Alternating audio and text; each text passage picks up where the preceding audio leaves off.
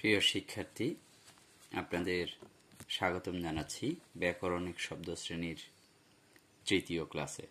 আমরা প্রথম দুটো ক্লাসে ব্যাকরণিক শব্দ শ্রেণীর প্রাথমিক আলোচনা, ব্যাকরণিক শব্দ শ্রেণী কি, কয়টি শ্রেণীতে বিভক্ত এবং বাক্যিক ভূমিকা কি কি পালন করে, এগুলো সেসব বিষয়ে আলোচনা করেছি। আজকে থেকে আমরা আলোচনা করব প্রত্যেকটি ব্যাকরণিক শব্দ শ্রেণীর বিস্তারিত শ্রেণী বিভাগ, যেটি প্রথাগত ব্যাকরণে আলোচনা করা হয়ে থাকে। প্রথমেই আমরা বিশেষ্য নিয়ে আলোচনা করব। বিশেষ্য পদ প্রধানত দুই প্রকার, দুই ভাগে একে ভাগ করা হয়: সংজ্ঞাবাচক বা নামবাচক বিশেষ্য এবং আরেকটি হচ্ছে সাধারণ বিশেষ্য। সংজ্ঞাবাচক বা নামবাচক বিশেষ্য বিশেষ ব্যক্তি, স্থান, দেশ, শিল্পকর্ম, বই, পত্রিকা, মাস, দিন অর্থাৎ সুনির্দিষ্ট কোনো কিছুর নাম বোঝায়, তাহলে এটা নামবাচক বিশেষ্য। যেমন রবীন্দ্রনাথ ব্যক্তির নাম বোঝাচ্ছে, চট্টগ্রাম স্থানের নাম বোঝাচ্ছে, মেঘনা নদীর নাম বোঝাচ্ছে, বৈশাখ মাসের নাম বোঝাচ্ছে।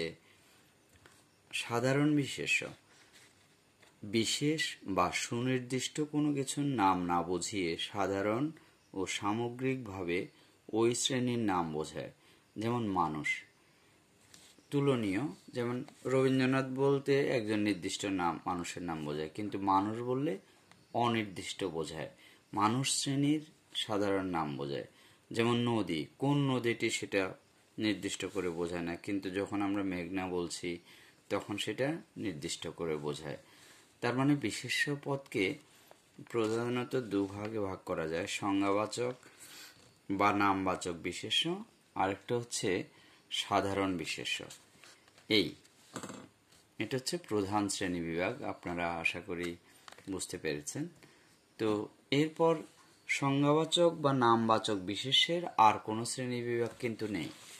এরপর বাকি শ্রেণী বিভাগগুলো সাধারণ বিশেষ্যের। সাধারণ বিশেষ্যকে তিনটা শ্রেণীতে ভাগ করা হয়। যেমন ইন্দ্রিয় গ্রাহ্যতা অনুসারে শ্রেণী বিভাগ, খ হচ্ছে গণনা যোগ্যতা অনুসারে শ্রেণী বিভাগ এবং গ হচ্ছে সজীবতা অনুসারে শ্রেণী বিভাগ। ইন্দ্রিয় গ্রাহ্যতা তো আপনারা বুঝতে পারেন যে আমাদের 5টি ইন্দ্রিয় রয়েছে। যেমন আমাদের চোখ একটা ইন্দ্রিয়, এটা দিয়ে আমরা দেখতে পাই। যেমন আমাদের নাক একটা ইন্দ্রিয়, এটা দিয়ে আমরা শুঁকতে পাই, গন্ধ অনুভব করতে পারি। তারপর আমাদের জিহ্বা একটা ইন্দ্রিয়, সেটা দিয়ে আমরা স্বাদ গ্রহণ করি। তারপর আমাদের ত্বক একটা ইন্দ্রিয়, সেটা দিয়ে আমরা অনুভব করি। তাহলে ইন্দ্রিয় গ্রাহ্যতা অনুসারে মানে যে কোনো ইন্দ্রিয়ের যে কোনো একটা অংশ দিয়ে সেটা অনুভব করা যাবে, দেখা যাবে কিংবা শোনা যাবে কান দিয়ে, কিংবা জিহ্বা দিয়ে স্বাদ গ্রহণ করা যাবে, এরকম 5টার কোনো একটা করা যাবে গণনা যোগ্যতা অনুসারে। তার মানে এগুলো গণনা করা যাবে, সেই হিসেবে শ্রেণী বিভাগ। তারপর হচ্ছে সজীবতা অনুসারে শ্রেণী বিভাগ, মানে সেগুলো কি সজীব মানে জীবন্ত নাকি নির্জীব, সেই হিসেবে শ্রেণী বিভাগ। আমরা যখন আলোচনা করব এগুলোর বিস্তারিত, তখন আশা করি ব্যাপারটা আরো পরিষ্কার করে বোঝা যাবে। প্রথম হচ্ছে ইন্দ্রিয় গ্রাহ্যতা অনুসারে। ইন্দ্রিয় গ্রাহ্যতা অনুসারে বিশেষ্যকে দুই ভাগে ভাগ করা যায়। একটা হচ্ছে মূর্ত বিশেষ্য, এমন ব্যক্তি বা বস্তুর নাম বোঝায় যা দেখা যায়, স্পর্শ করা যায়, শোঁকা যায় কিংবা পরিমাপ করা যায়, সেটা হচ্ছে মূর্ত বিশেষ্য, মানে যেটার অবয়ব আছে।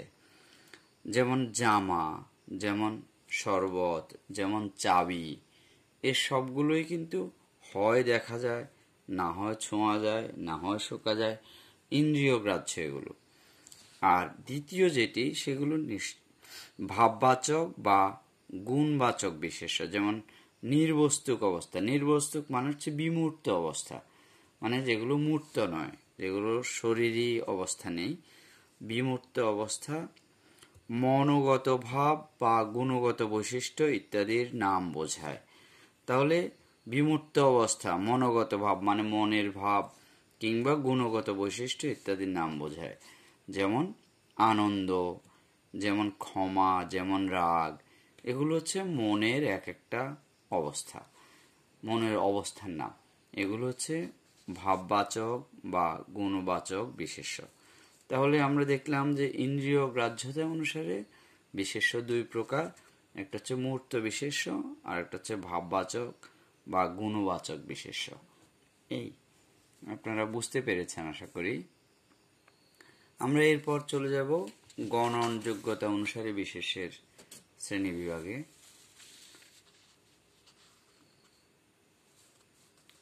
যেমন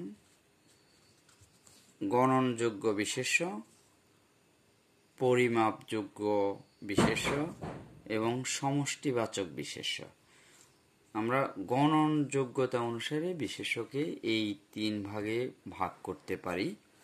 গণনযোগ্য বিশেষ্য হচ্ছে সংখ্যা দিয়ে গণনা করা যায় এবং বহুবচন করা যায়।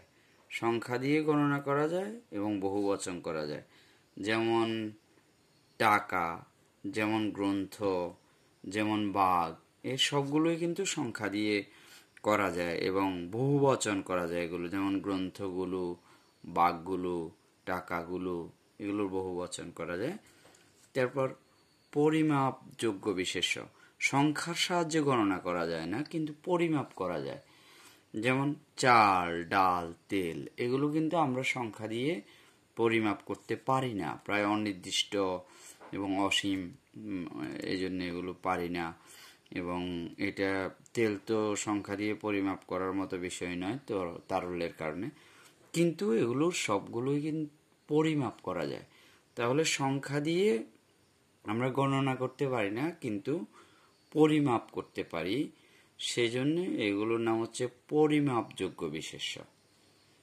তারপর সমষ্টিবাচক বিশেষ্য। সমষ্টিবাচক বিশেষ্য কোনো দল বা গোষ্ঠীর একক বা সমষ্টি বোঝায়। দল বা গোষ্ঠীর একক বা সমষ্টি বোঝায়। যেমন জনতা, এটা একটা সমষ্টিবাচক বিশেষ্য। তারপর সমাজ, সমষ্টিবাচক বিশেষ্য। তারপর সমিতি, সমষ্টিবাচক বিশেষ্য। এগুলো একাধিক ব্যক্তির সমন্বয়ে গঠিত হয়।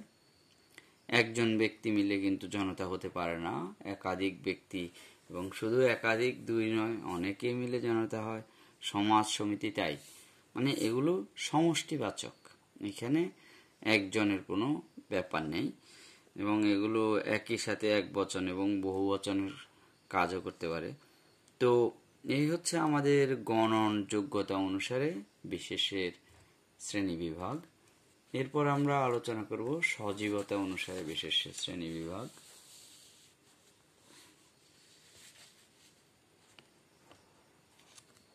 সজীবতা অনুসারে বিশেষ্যকে দুই ভাগে ভাগ করা যায়। এক ভাগ হচ্ছে সজীব বিশেষ্য এবং আরেক ভাগ হচ্ছে অজীব বিশেষ্য। সজীব বিশেষ্য জীবন্ত ও সক্রিয় সত্তার সাধারণ শ্রেণীকে বোঝায়। যেমন বিড়াল, যেমন বানর, বিড়াল, বানর, এগুলো জীবন্ত এবং সজীব। তারপর অজীব বিশেষ্য, সেটা হচ্ছে জীবন্ত নয় এবং চলাফেরা করতে পারে না এমন কিছু সাধারণ নামকে বোঝায়। যেমন আকাশ, যেমন ইট, যেমন লোহা, এগুলো হচ্ছে অজীব বিশেষের উদাহরণ। তো এই হচ্ছে আমাদের বিশেষ্য পদের শ্রেণী বিভাগের আলোচনা এবং শ্রেণী বিভাগের ধারাবাহিকতাটা আপনারা দেখবেন ভালো করে। প্রয়োজনে ভিডিওটা থামিয়ে আপনারা দেখে স্থির করবেন এবং পরীক্ষা যখন আসে তখন এই ধারাবাহিকতায় এই শ্রেণী বিভাগগুলো লিখতে হয় এবং এইখানে একটু তো অবশ্যই মনোযোগের ব্যাপার আছে। যেমন প্রথমত হচ্ছে বিশেষ্যের দুই ভাগ, সংজ্ঞাবাচক বিশেষ্য। তা আমি পুরো জিনিসটাই আবার আপনাদের ধারাবাহিকভাবে একটু দেখাই, খেয়াল করেন। একদম প্রথম ভাগটা হচ্ছে বিশেষ্যের দুইটা ভাগ, সংজ্ঞাবাচক বিশেষ্য বা নাম বিশেষ্য আর সাধারণ বিশেষ্য। এই সংজ্ঞাবাচক বিশেষ্যের আর কোনো শ্রেণীবিভাগ নেই, বাকি শ্রেণীবিভাগটা সাধারণ বিশেষ্যের। এই যে খেয়াল করুন, সাধারণ বিশেষ্যের তিনটা ভাগ: ইন্দ্রিয় গ্রাহ্যতা অনুসারে, গণনযোগ্যতা অনুসারে, সজীবতা অনুসারে, এই তিন ভাগ সাধারণ বিশেষ্যের। এবার ইন্দ্রিয় গ্রাহ্যতা অনুসারে বিশেষ্যের আবার ভাগ দুটো: মূর্ত বিশেষ্য, ভাববাচক বা গুণবাচক বিশেষ্য। গণনযোগ্যতা অনুসারে বিশেষ্যের ভাগ তিনটি, দেখুন: গণনযোগ্য বিশেষ্য, পরিমাপযোগ্য বিশেষ্য, সমষ্টিবাচক বিশেষ্য। সজীবতা অনুসারে বিশেষ্যের ভাগ দুটি: সজীব বিশেষ্য এবং অজীব বিশেষ্য। এই হচ্ছে আমাদের বিশেষ্যের শ্রেণীবিভাগ, যেটা পরীক্ষায় লিখতে হয়। আশা করি আপনারা সেটা পারবেন। তবে খুব গুরুত্বপূর্ণ বিষয় সেটি হচ্ছে পরীক্ষায় ছাত্রছাত্রীরা সাধারণত পদ নির্ণয় উত্তর করে। আমরা যেভাবে পদ নির্ণয় করব, কিভাবে চিনব একটি পদ বিশেষ্য কিনা কিংবা সর্বনাম কিনা, ক্রিয়া কিনা, সেগুলো নিয়ে আমরা একটা আলোচনা করেছি প্রাথমিক আলোচনায়, বাক্যিক ভূমিকায়। আমি আপনাদের আবার মনে করিয়ে দিচ্ছি। যেমন বিশেষ্য পদ চিনতে হলে আমাদের একটু বাক্যে প্রয়োগ করে দেখতে হবে। হ্যাঁ, সেটি বাক্যে কি কি ভূমিকা পালন করে। আমরা জানি যে বিশেষ্য পদ বাক্যে কর্তা হতে পারে, বিশেষ্য পদ বাক্যে কর্ম হতে পারে, কিন্তু সে বিশেষণ হতে পারে না, মানে বিশেষক হতে পারে না, কোনো পদকে সাধারণত বিশেষিত করে না। এর ব্যতিক্রম প্রয়োগ আছে, সেটা ভিন্ন কথা, কিন্তু সাধারণভাবে বিশেষ্য পদ বিশেষক হতে পারে না। যেমন সে ক্রিয়া হতে পারে না। যখন আমরা বাক্যে প্রয়োগ করে দেখব যে একটি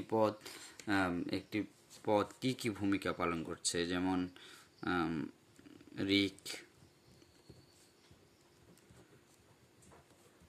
গান গায়, তাহলে আমরা দেখতে পাচ্ছি যে এই ঋক এইটা একটা বিশেষ্য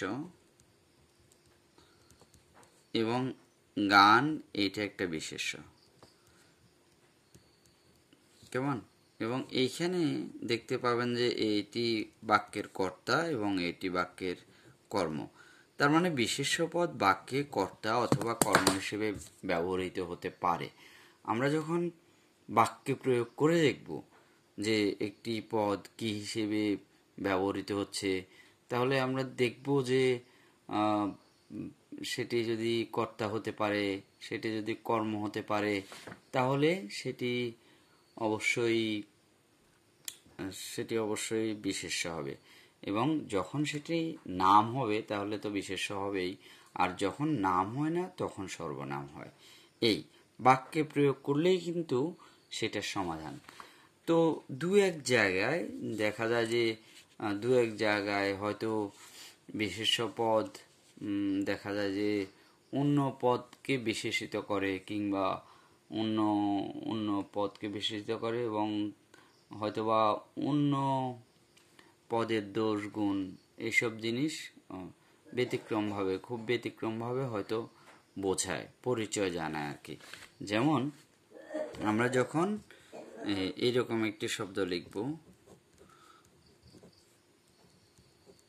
আম গাছ, বিশেষ করে এরকম সমাসবদ্ধ শব্দগুলোতে, তখন এখানে দুটোই কিন্তু বিশেষ্য, আমও বিশেষ্য আবার গাছও বিশেষ্য। কিন্তু এই আম শব্দটি গাছের পরিচয় জ্ঞাপন করছে। তার মানে সমাসবদ্ধ শব্দে এইরকম প্রথম বিশেষ্যটি কখনো কখনো পরের বিশেষ্যটির পরিচয় জ্ঞাপক, অনেকটা বিশেষণের মতো ব্যবহৃত হতে পারে। যেমন আমের পরিচয় গাছের পরিচয় জ্ঞাপন করছে এই আমটি, গাছটি এখানে মূল শব্দ। যেমন আমরা আরও দু একটি শব্দে যখন গাছ শব্দটাকে আলাদা রেখে প্রয়োগ করব, যেমন গাব গাছ। তার মানে এইখানে গাছ শব্দটি মূল কথা। আম গাছ হোক আর গাব গাছ হোক, এখানে বোঝানো হচ্ছে মূলত গাছকে। আমকেও নয়, গাবকেও নয়, বরং আম, গাব এগুলো ওই গাছটির পরিচয় বহন করার জন্য ব্যবহৃত হচ্ছে, মানে সেগুলো বিশেষকের ভূমিকা পালন করছে। এইরকম দু একটি বিশেষ প্রয়োগ হয়তো বিশেষ্যের আছে, মানে বিশেষণ ভাবাপন্ন দু একটি বিশেষ্য হয়তো আছে, তবে সাধারণত বিশেষ্য পদ অন্য পদকে বিশেষিত করে না। তাহলে এই বাক্যিক ভূমিকাটা আমাদের পদ নির্ণয়ের ক্ষেত্রে অনেক বেশি সহযোগিতা করবে। আমরা যেহেতু পরীক্ষায় পদ নির্ণয়টাই বেশি উত্তর করতে দেখি ছাত্রছাত্রীদের, শিক্ষার্থীদের, ফলে পদ নির্ণয়ের কৌশলগুলো অনেক বেশি গুরুত্ব দিয়ে খেয়াল করতে হবে। শ্রেণী বিভাগ যে আলোচনাটা, সেটা প্রশ্নের উত্তর করতে গেলে হয়তো লাগবে। যদিও ঠিক যে পদ নির্ণয় করতে গেলেও আমাদের শ্রেণী বিভাগগুলোর প্রভাব থাকবে, সুতরাং সেগুলো শিখতে হবে। কিন্তু বাক্যিক ভূমিকাটা ভালো করে বুঝতে হবে পদ নির্ণয়ের ক্ষেত্রে। অন্যান্য পদও যখন আমরা নির্ণয় করব, তখন দেখব যে এর বাক্যিক ভূমিকা কি, সেটা অনেক বেশি গুরুত্বপূর্ণ হয়ে দাঁড়াবে। তো শিক্ষার্থীরা, এখানে আমরা বিশেষ্য পদের আলোচনা শেষ করছি। আমরা খুব বিস্তারিতভাবে বিশেষ্য পদের আলোচনা করলাম। ধন্যবাদ সবাইকে।